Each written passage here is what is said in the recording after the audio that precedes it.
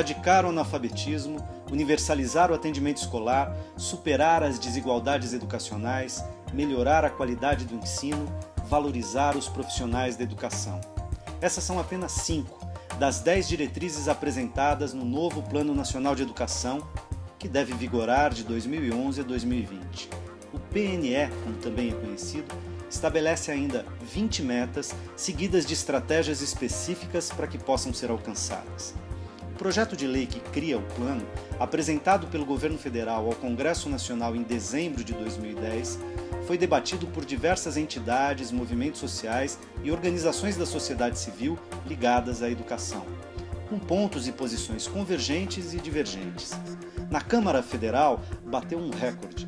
Foram 2.915 propostas de emendas para alteração do texto original, que agora devem ser analisadas por uma comissão especial.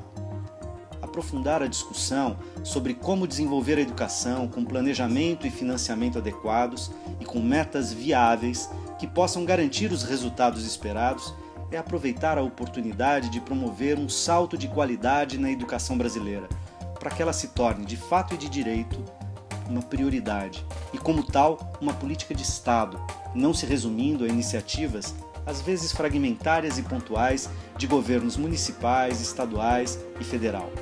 Um país melhor e mais justo depende também e muito de educação de qualidade para todos.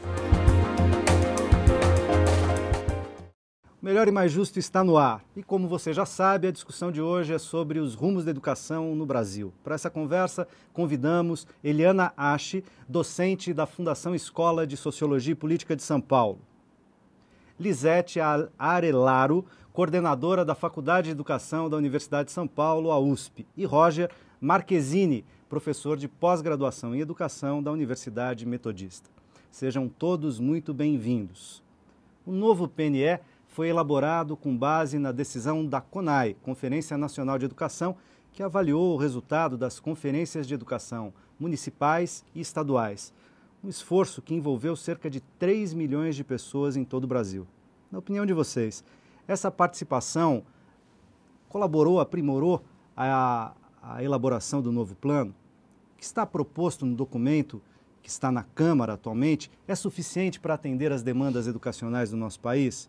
Há pontos fortes e fracos, polêmicos no plano? Bem-vindos.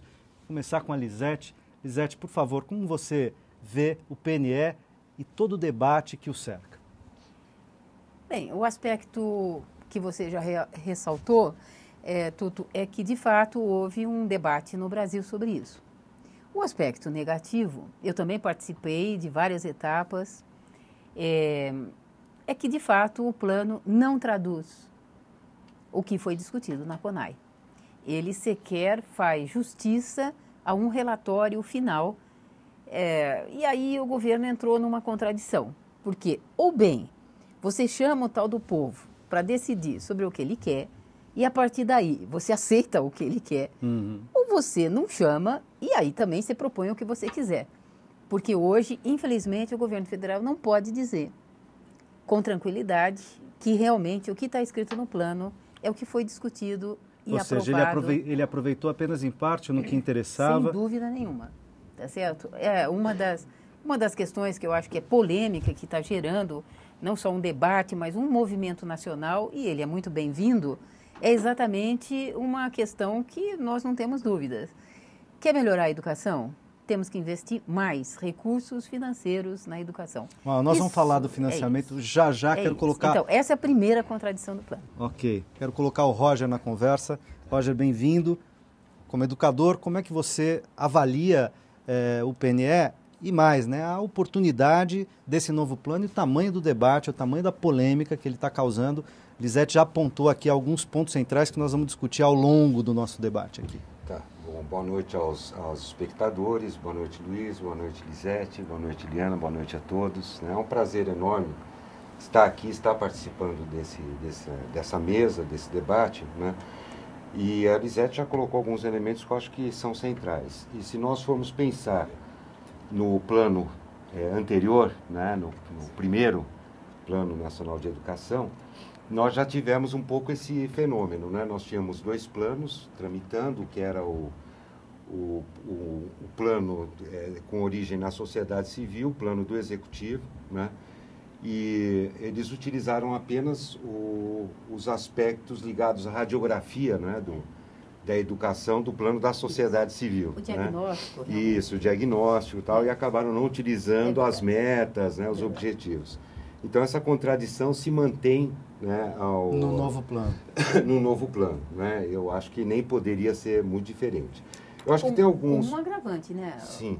Que, efetivamente, o governo, eu não sei a razão, até porque eu trabalho com essa área, o governo encaminhou o projeto sem um diagnóstico.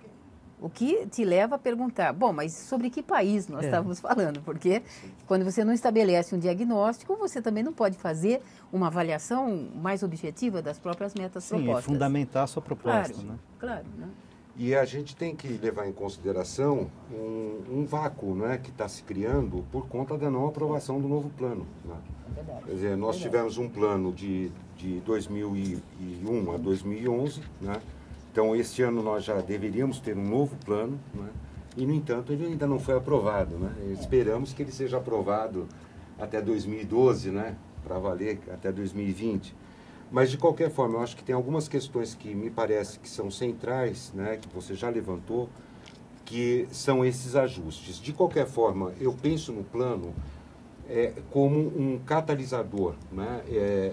A função dele, pelo menos teoricamente, seria a de dar determinadas diretrizes e, de certa forma, nos apontar determinados caminhos. Né? Agora, para que isso seja feito adequadamente, é necessário um diagnóstico, né? Que me parece não está devidamente elaborado, né, para este plano. E, por um outro lado, é necessário estabelecer também quais são os caminhos que deverão ser percorridos para nós atingirmos essas metas. Então, se nós pensarmos no aspecto positivo, né, o aspecto positivo é que os planos, de alguma forma, nos alinham em uma determinada direção. Né? Nesse sentido, eu acho que é um aspecto positivo do plano. É importante que ele esteja em debate. Que ele esteja em debate, que ele seja colocado. Quero colocar a Eliana, senão ficar quietinha ali. Eliana, como que você vê o PNE? E, na verdade, também, já aproveitando o debate colocado pela Lisete e pelo Roger, no sentido de te perguntar, e aí, tem um conjunto enorme de polêmicas, quase 3.000 emendas, se isso não for atropelado, o que seria ruim, né, provavelmente demandará tempo para construir um consenso mínimo que seja sobre um plano nacional de educação nos próximos meses, digamos. Como é que você lê essa situação? Boa noite a todos. O que eu acho mesmo, eu lembro uma frase que minha mãe dizia, que de boas intenções o inferno está cheio, e eu acho que o plano está ficando um plano de boas intenções enchendo o inferno e não deixando condições mínimas necessárias, fundamentais para que as escolas comecem a funcionar numa perspectiva de planejamento, com uma perspectiva de planejamento. Não adianta ter 2.915 emendas, não adianta ter sido amplamente debatido se não autorizado, não adianta ter plano, ter diretriz se não foi diagnosticado, se não tem diagnóstico.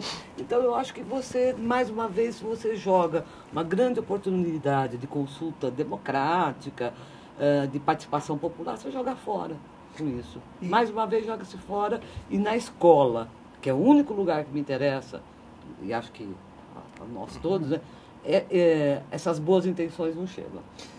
Esse descompasso, Lisete, ele representa o quê? Quer dizer, ele deve ser sintoma de coisas, né? Quer dizer, há um descompasso nesse diálogo entre sociedade e poderes públicos há muito tempo no Brasil, porque também o plano anterior não foi cumprido, tinha 300 metas, etc., e poucas foram cumpridas, ou estou errado? O plano anterior, ele contribui para as pessoas deixarem de acreditar em planos, esse que é o problema. Porque você teve um plano durante 10 anos, o governo que propôs, né, certamente nem leu. E o que entrou falou, bom, eu não tenho muita coisa a ver com isso, né? Isto em princípio. Agora, esse plano aqui, ele também entra comprometido, né? Essa é uma grande preocupação. Primeiro, porque isso eu acho que a gente tem que analisar muito bem isso, quer dizer, quando você chama 3.000 pessoas, por exemplo, num debate final, com representação, éramos todos delegados, né, eleitos nos nossos estados, cada um representando um segmento da sociedade e da área educacional, você espera que aquilo seja incorporado. E, na verdade, o governo aproveitou isso para colocar no plano políticas que são deste governo, que era daquele governo, para que eles virassem metas nacionais, o que, obviamente, não necessariamente foi isso que foi debatido lá. Então, essa incorporação, e muito do plano, é uma incorporação das políticas atuais do governo Lula para cá. Não é? Que se de um lado você pode fazer, pode ser positivo, no entanto, ele tem nome e endereço, quer dizer, então é um plano que ele já nasce também marcado e, obviamente, isso impede também nós discutirmos com tanta tranquilidade se são afinal, políticas de Estado ou se são políticas Eu queria discutir isso, quer dizer, isso que você está dizendo, a gente poderia então imaginar que há aqui, de um lado, um uso político do debate público, do debate que a CONAI realizou, enfim, consolidou, dos debates municipais e estaduais, e aí houve um uso político pelo governo na composição do plano? Tudo. Olha, discutir gestão democrática é sempre muito complicado, porque muitas vezes os governos, de uma maneira geral, os dirigentes, tá certo? De uma maneira geral, são democráticos quando os outros concordam com as ideias dele. Então, aí fica fácil. O problema começa numa democracia quando exatamente há divergência. E tem mais, e quando eu submeto a uma votação democrática e a maioria não vota na minha ideia, não é? Em relação ao Plano Nacional de Educação, é claro, nós estamos discutindo aqui uns aspectos que debate. Claro que tem muita coisa incorporada, interessante e tal, etc. Ou seja, há planos convergentes, há coisas claro, que sem são dúvida nenhuma. Agora, consensuais.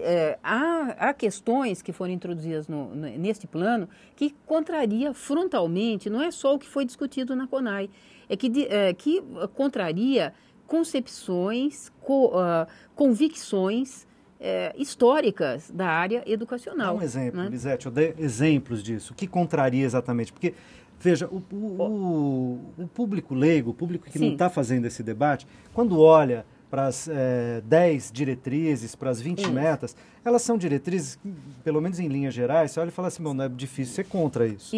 Erradicação do analfabetismo, melhora das condições de educação. Você pegou um ponto. Nós, da área de educação, queria aqui, Paulo Freire, se vivo estivesse, faria 90 anos, né? Paulo Freire sempre dizia, e isso até eu me surpreendi que eles tivessem mantido. Erradicar, a gente erradica a malária. Doenças, né?